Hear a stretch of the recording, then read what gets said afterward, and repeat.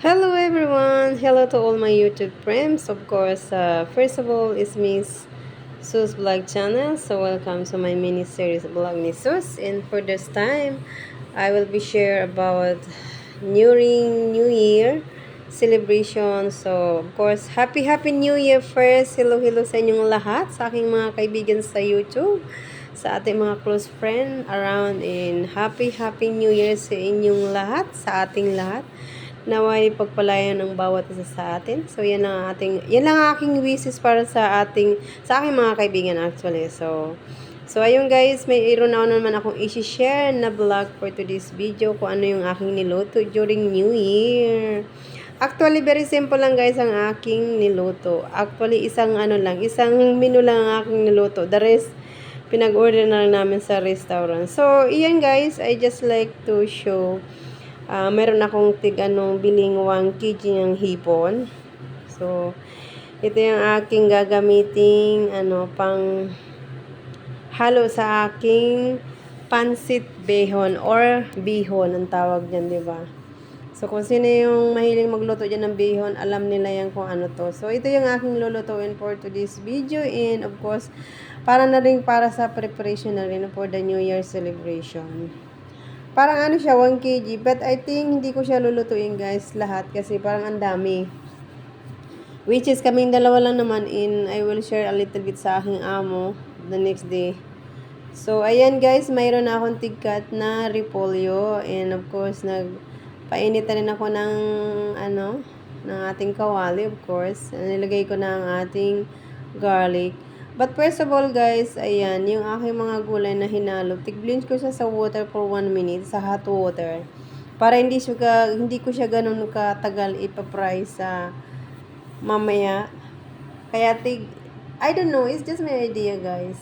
Alam ko sa iba hindi naman ganun ang way nila. It's just my own idea kasi gusto kong wag siyang masyadong maluto sa ating oil. So, tig-blanch ko siya sa mainit na tubig for very little time. Kasi hindi pa naman talaga siya well done yung mga BJ. So, but at the same time guys, nagigisa na tayo ng aking repolyo na isa ding ihalo din natin sa ating bihon. So, alam naman ng karamihan how to cook bihon. Yan, pinakita ko lang aking how I did in my own idea.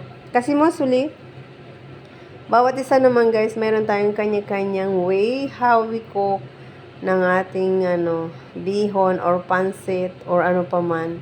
So ayan, iniintay ko lang guys. But for the meantime, habang nagpa-fry ako ng aking repolyo, of course, tiksok ko yung aking bihon sa mainit na tubig.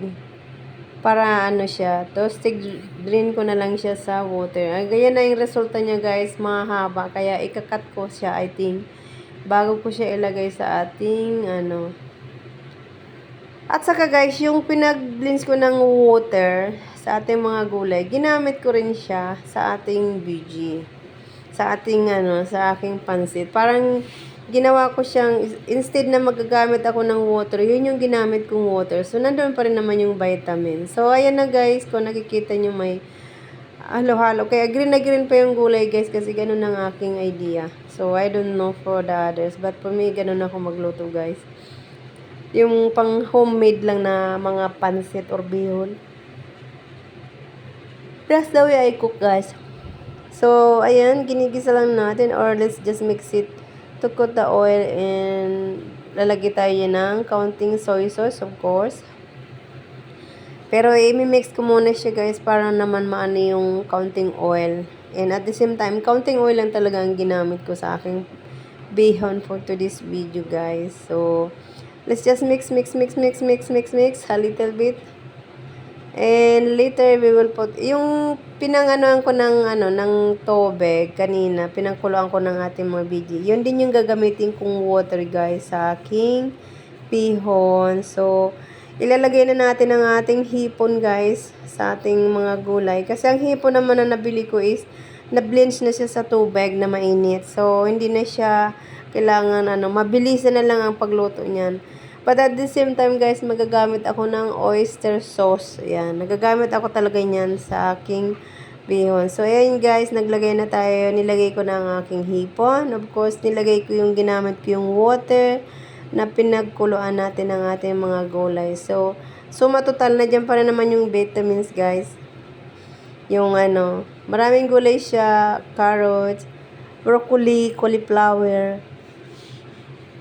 Kaya yun, very ayan, pinaghalo ko na siya guys. Inilalagay na natin dyan yung bihon na tig-blends ko rin sa tubig guys kanina.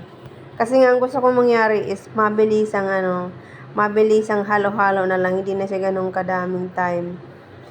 So ayan, parang medyo napadami ang ating tubig. But tingnan ko mamaya kung how I gonna do. Baka babawasan ko ng kaunting tubig kasi ayokong may sabaw ang ating So, ayan lang guys ang aking simple na niluto. Actually, isang lang talaga.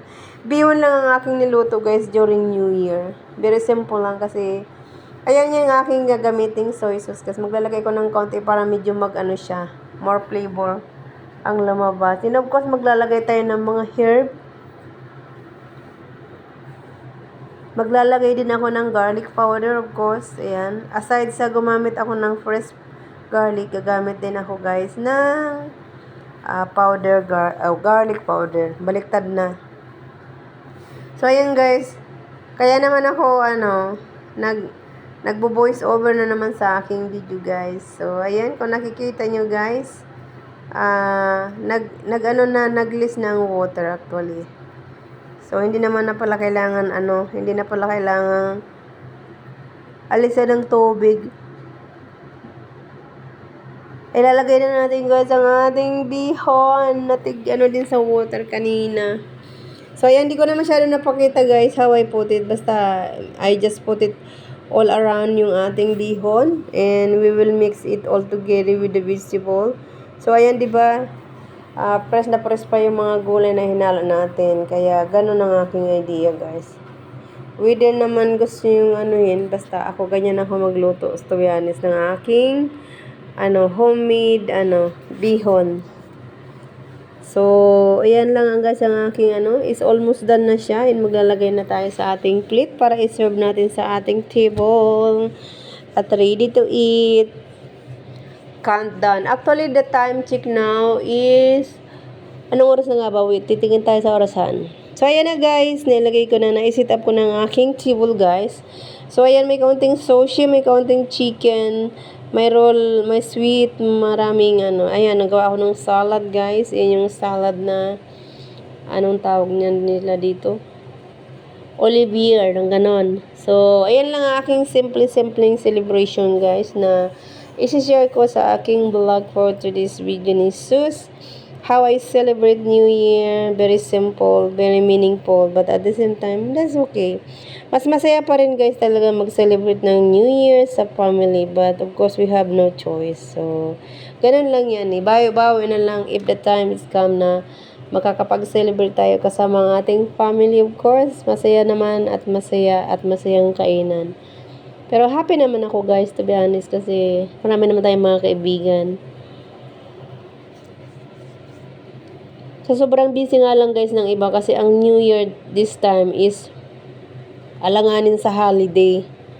Nagkataon siya na working day. So, may mga amo na hindi ka talaga bibigyan ng holiday ganun. May mga amo naman na, katulad ng amo ko, talagang binibigyan naman ako ng time to celebrate ng New Year at saka Christmas. Although hindi sila nagse-celebrate ng Christmas, but at the same time, they are giving me opportunity to celebrate with my friend or ganun. Kasi binibigyan naman niya ako ng extra time to enjoy the Christmas evening and enjoy the New Year evening. So, ayan guys, yan na lang ang aking simple na sharing video sa ating pagbablog.